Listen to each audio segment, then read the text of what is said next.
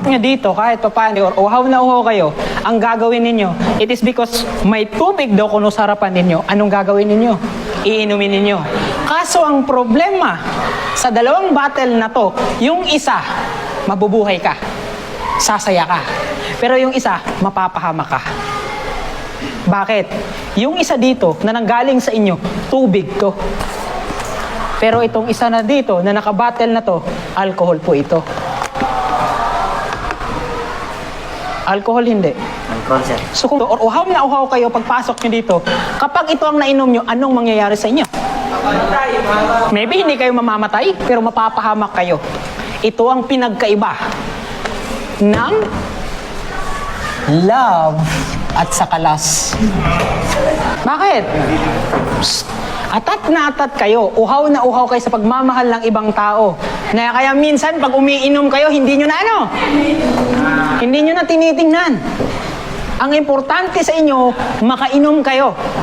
Without knowing yung isa makakabuti sa inyo, yung isa makakasama sa inyo. Kasi hindi lahat ng I love you, pare-pareho ang meaning.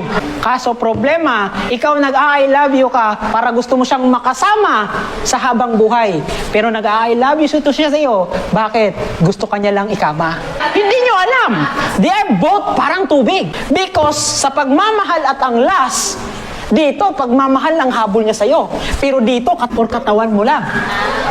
Parehong may I love you, pero hindi ibig sabihin na nag-I love you yung tao sa'yo. Pareho na ang ibig sabihin para sa'yo at para sa kanya. Kaya mag-ingat kayo.